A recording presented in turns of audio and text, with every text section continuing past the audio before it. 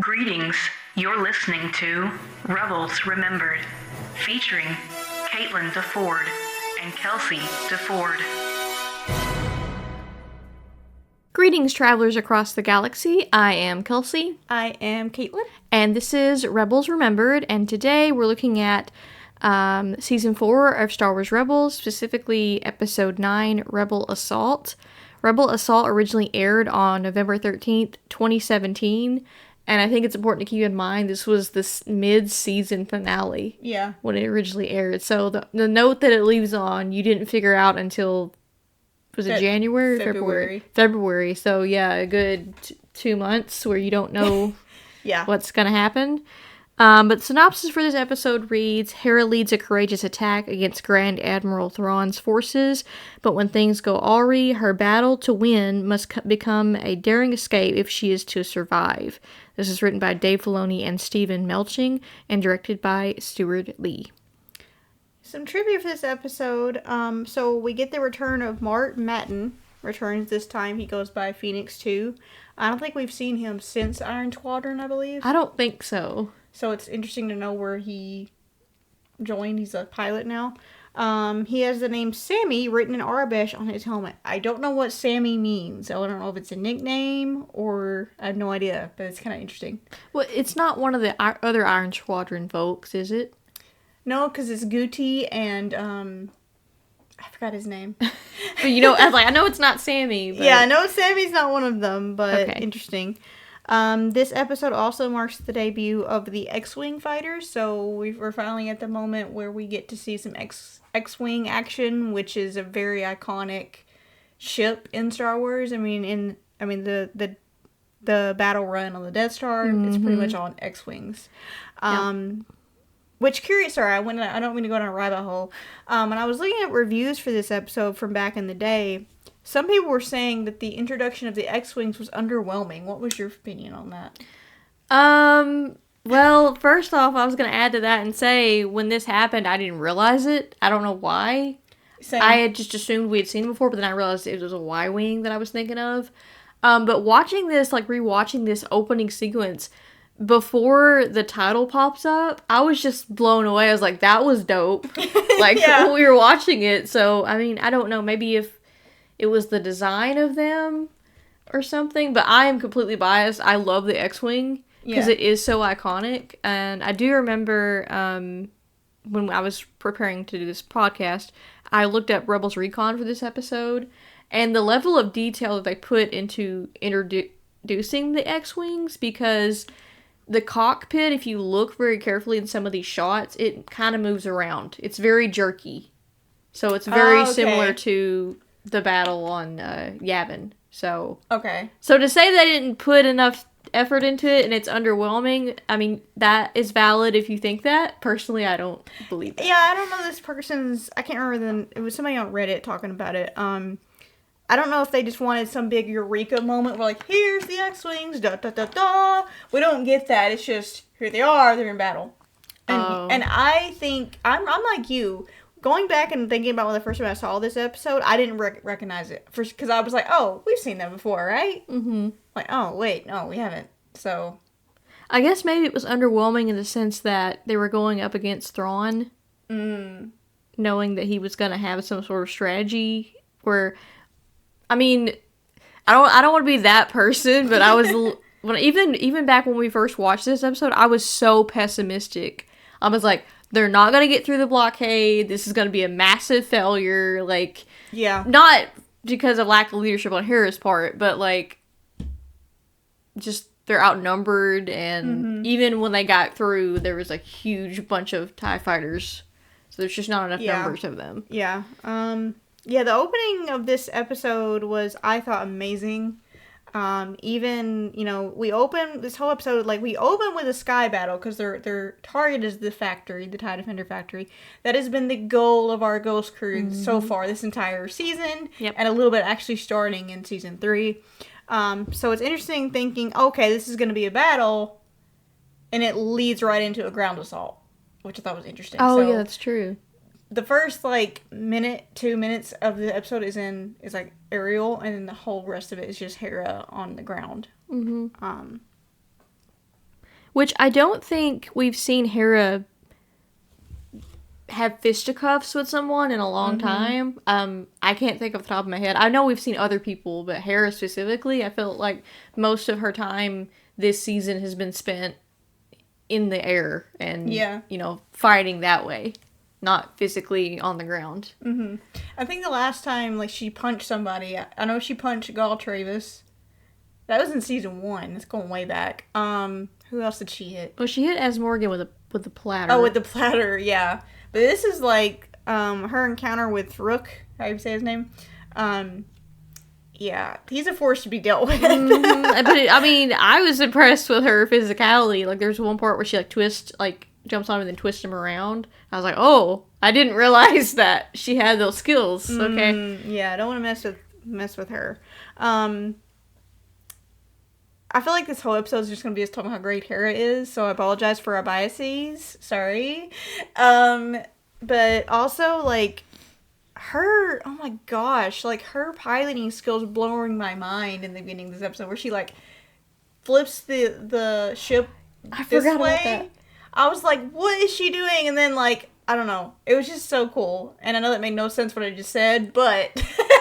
Those that watch the episode know what we're talking about, where she literally makes it go vertical and kind of hides down before she fires at, what's his name?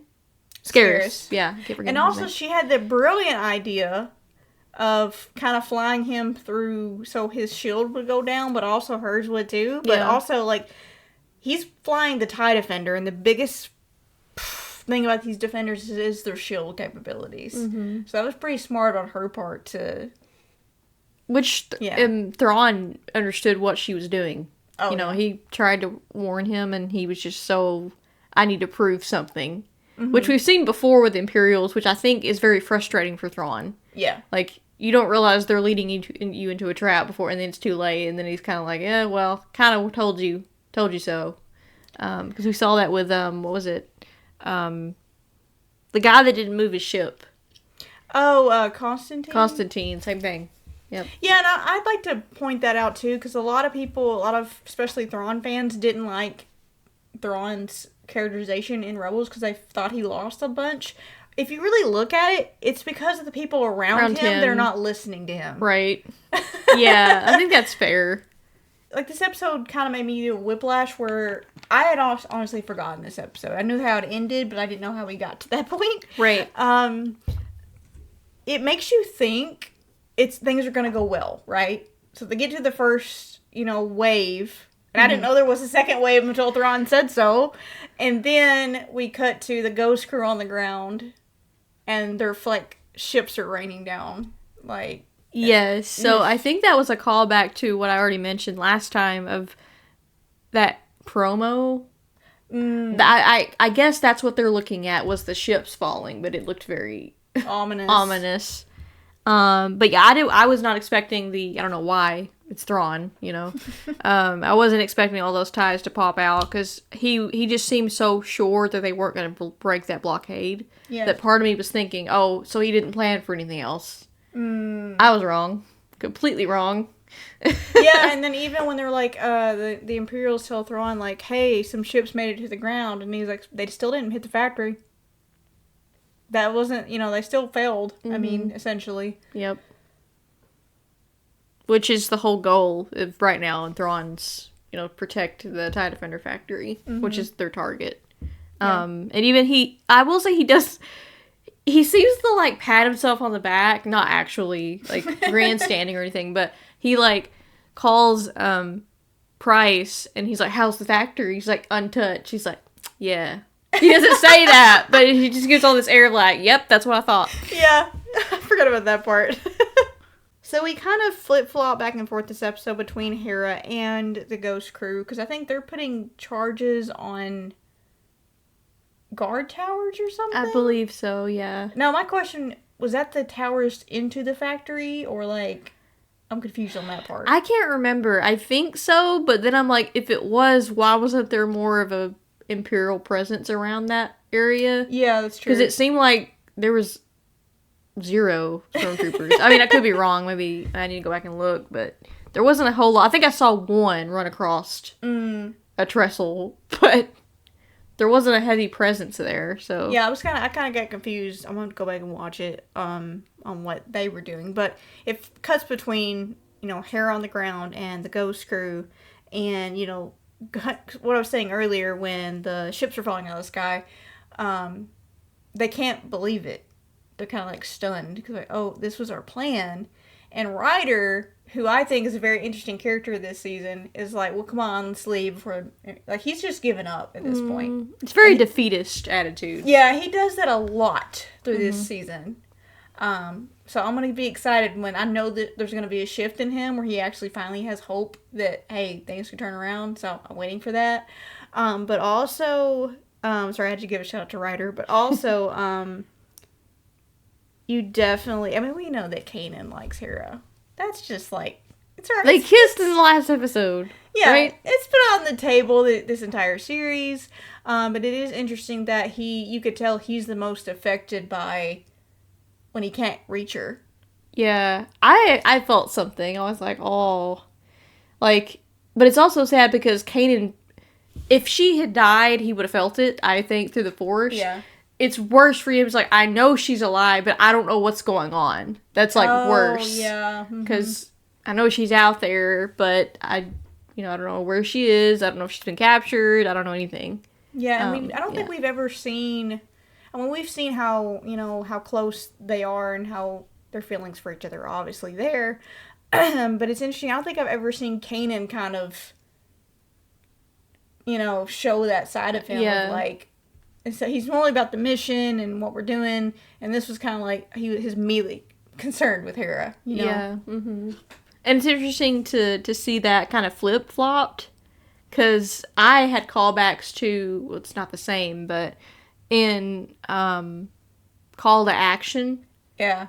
When he told Hera to leave him. And she was really struggling with that. Yeah, that's true. Yeah.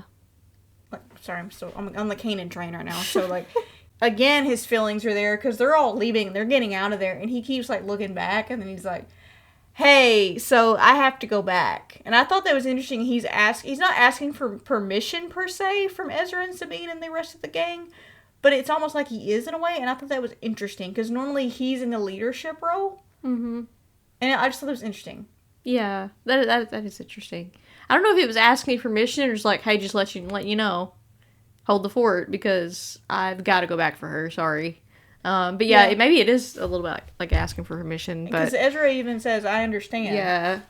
And then Sabine's like, what are you doing? And he's like, hey, let him go. Like, that is different. Yeah. I also like the way this episode in general is lit. It is very dark. I will say there are scenes where I'm like, what's going on? I can't tell because the lighting's very dark. But sometimes the lighting, like when Hera comes upon Mart and his ship's on fire, and so the orangey hues. The part with Rook when he's looking over like a building and you see like eye shine a little bit, just the way like how ominous it looks, like the way some of the things are lit is very interesting. Also, speaking of Mart, I gotta give a shout out to his droid. Oh, that was sad. Which I always find interesting that it seems like the Rebel crew is very protective of the droids, whereas the Imperials just aren't. They're just machines. And so they're like, we'll just shoot the droid, and they just shoot him, and then Mart, it's like, no, and he's like very heartbroken about this droid, and they could care less. Mm-hmm. And even Hera has that moment, because, she has Chop. And so they kind of like, when she comes up, she's like, hey, I'm really sorry about your droid, but I kind of need the transmitter to try and get a signal out. And and he's like, yeah, he would have wanted that. I'm like, oh, that's so sweet. You guys care about your droids that way. Speaking of Chop, I know I'm going to the end of the episode, but when Hera had to leave that was sad. And Chop clearly didn't want to go. She had to actually like close the door with her blaster. Very sweet and sad at the same time. You could tell he didn't want to do it. You could, he was like lingering. She's like, no, I mean it, go. It's like the one time he doesn't want to just get out of there. Yeah. I feel like if it was anyone but Hera, he might have been more willing. I'm like, I don't care. I'll see you later. Maybe. I'll catch up with you later. Maybe. Were you initially shocked when Hera was captured in this episode, or did you kind of know what was going to happen? I knew that they were not going to destroy the dye factory. Oh, I knew that for some reason. Because I'm like, we've got a couple episodes left of the season. 5 or 6 episodes left of the season.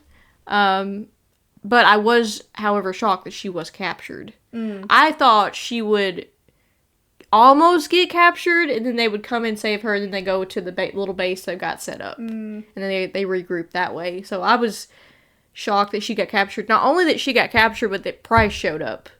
Yeah. That kind of was interesting. But I guess Price is like, well, this person's important, so I guess, I don't know. I've had the air about her. Like, if it was just some rando rebel, I don't think she would have been there. Well, even the Imperials are like, we've heard that a downed ship is here or whatever. And somehow or another she puts two and together. It's like, oh, it's Harrison Dula. Like, oh, because she's like big fish, you know, I better go and like make an appearance. I mean, that's the vibe I got. It could just be like, I want to be there, and when she gets her comeuppance, it could have been like that, like some vengeance going on. But I also feel like it was just pomp and circumstance. Yeah. So, like, I can say that I was the one that put the cuffs on her, and I was the one that took her in. I feel like there was some of that going on. Yeah. We also have Kanan and the Wolf again. The show making an appearance. Yes, we do. And also, I gotta give a shout out to Freddie's performance in that scene. Yes. I was feeling all the feels when he was like, if you want to help me, fine. Otherwise, stay out of my way. Yeah. Yeah, you want to get out of his way, man. Like... Yeah, which I think it's very interesting with Kanan is that he's not a typical Jedi. Oh, no. In any means. I mean, he is very stoic and he does change throughout the season, but I feel very much got old Kanan vibes. Like, I'm done with this mysticism crap. I don't care. I'm trying to get to my lady, and you're in the way. So, yeah, Kanan's always an interesting Jedi to think about, because it's like the newer Republic that we see to come out of the rebellion, but also some of the old, but kind of this mixed match of those teachings. What was your thinking at the end here? So he encounters the wolf, and he's like, what must I do? You know, to save her. And then we cut back to Hera, and then Mart has to leave her, and Kanan opens the hatch, and he's like, Kanan, what are you doing? And he's like, hey, I'm sorry I couldn't rescue her. He's like, oh, I already know. So, did you think the wolf had imparted some sort of future or knowledge to him at that point? I didn't until the next episode. Yeah. I think Kanan showing up, I just thought he was just using some force sense of some kind. Okay. I didn't think that it was the wolf telling him anything until the next episode. Then I got to thinking maybe he knew how things were going to play out. But we didn't. No, we did not. I think that's interesting. I, for some reason, was like, okay, the wolf has given you some sort of insight. No, initially that's what you thought. Initially that's what I thought. I wasn't sure until the next episode confirmed it. I'm like, okay, he definitely knows some things that we don't. Yeah, I don't know why. Even when I rewatched, it's like, why did I not think that? Because he literally says, what must I do? He asks for advice, and then he's like, I know what I gotta do. So, I don't know why initially when I watched it, I guess I wasn't paying attention or something. I was probably like Kanan that moment, like, I don't care about the wolf. You need to get to Hera. I don't know what this is. Alright, so this activity, it's just a couple of questions. It's called Rebel Command, and it's basically what you would do in these scenarios if you were in charge. Most of them are from Hera's point of view. Okay. Because she is sort of the leader in this mission. So the first question is, how would you plan to lead an air assault through Thrawn's Imperial blockade on Loth? Would you go ahead with the mission, or would you do more reconnaissance and intel on the planet? Ooh. Well, I feel like Hera's at the point where, last episode she was vouching for them. Like, hey, I got a team down there. They need our help. Honestly, that's hard. Because his blockade is a beast. You know it's going to be a beast. I would honestly do more reconnaissance and intel. Anything else we can gather about that factory?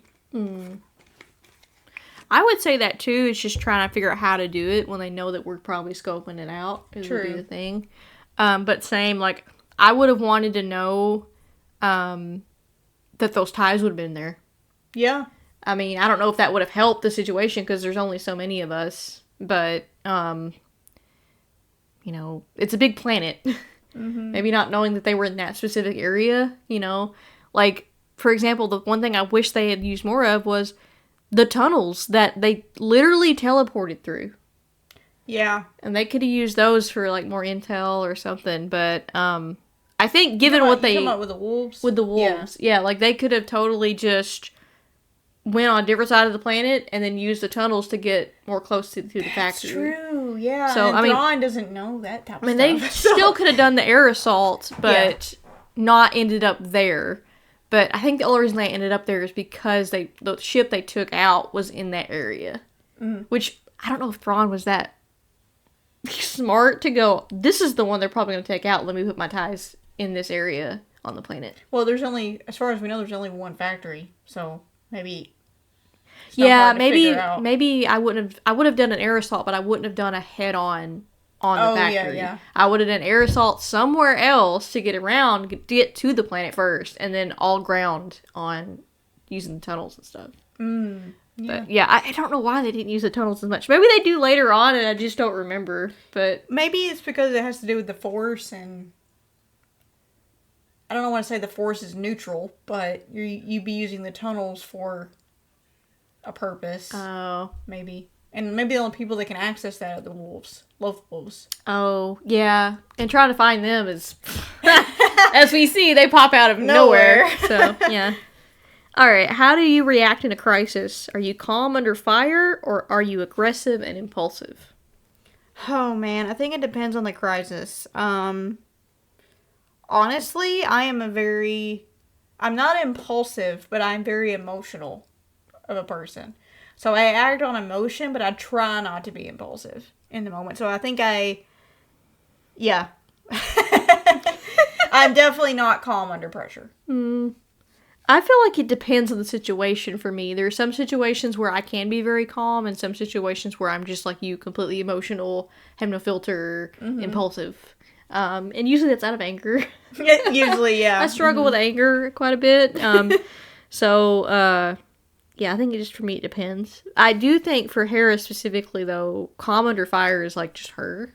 Yes. Because I know Vanessa Marshall in Rebels Recon was talking about Hera in that she is a special type of person who can make logical decisions when everything is burning around them. Mm-hmm. And I feel like that's a skill that she just innately has, not just as a pilot, but as a person. Well, even when sorry to interrupt you, even when her ship crash lands... She's immediately like, okay, we gotta go, we gotta do this, I would be freaking, I wouldn't know what to do. Which, by the way, rabbit hole, I was so happy to see the locals helping her. Yeah. Because I was like, oh great, there's some of you that aren't completely just, afraid to not help out in some way. But when the Empire showed up, they booked it. They got out of Dodge, yeah, rightly so. Alright, how do leaders balance prioritizing their own mission with protecting their crew? Would you retreat when the pilots' lives were lost, or would you still attempt to go through the blockade? Oh, that's hard. It's hard to see when you lose people. I mean, you kind of see it affect Hera when one of the pilots blows up, and she's kind of like, oh. Like, that's hard for me, especially in this type of situation where, you can say, well, that was, they know what they signed up for, but still, that's hard. I mean, you can't retreat at this moment because what else are you gonna do? Yeah. I would go ahead and go through or try to get through. Yeah, same. I think if you try to retreat, you'd lose more people. Oh, yep. Trying to go backwards through, the mess that we just went through. But also, I don't know if you get desensitized to people dying or not. I don't know. I mean, I've never served in combat, so I don't really know. But I know Hera's lost quite a few pilots. Yeah. But she still seems to be visibly affected by losing them. Yeah. So, yeah. I would definitely probably go through at that moment. Ram them. Yeah, just ram them. Be impulsive for my crew. I'm just gonna go. After crashing on the planet's surface, what do? Do you go into hiding, find a way to contact Rebel Command immediately, or is there a third option? I find it interesting that, it's funny, I forgot about this episode, but my first thought was the sewers again, because they've used them so much. Mm-hmm. That's what I would do. I would try to find that sewer system and go into hiding. Because if I'm walking around trying to contact Rebel Command, there's a bigger possibility they're going to see me, and yeah, it's over. Yeah, also, I think Mart and Chopper go through the sewer, right? Mm-hmm. Yeah, so I guess that was their plan to go underground. What would I do? Rebel Command, I kind of would know they're going to block literally everything at this point because it's on lockdown. I don't know. Surrender? That's an option. That is an option. I would try to go into hiding. Find some of those local people that seem to be okay with helping me out. Yeah. Just kind of... and then when the coast is clear, go into the sewer. Like, oh, by the way, can I raid your wardrobe for a second? Mm-hmm. So I can disguise myself because I'm in a Rebel pilot outfit? Yeah, and bright orange. Like, you literally have a target on your back. We know from experience going into Galaxy's Edge, wearing orange, not the best idea. Yeah. If you want to get noticed at Galaxy's Edge in Disney, wear orange. Wear orange. It is the color of the rebellion, as the officer politely or impolitely pointed out to us. Or resistance, whichever. Yeah, or resistance, depends, yeah. Alright, you're about to be captured. What is your last move? Insult. I was gonna say, I would say something so snarky. What have I got to lose at this point? Like, what have I got to lose? Mm-hmm. Which I think Hera does say something snarky to Bryce. Oh, does she? I think so, but I can't remember exactly what it is. I'll have to go back and look. Sounds like something Hera would do. Man, I can't believe we're like at the midpoint of the season. Oh my gosh. Like, we're over halfway through with the series. Technically. Yeah. It's been fun. It has been fun. I want to get very emotional. We talk about it. On to the next. On to the next.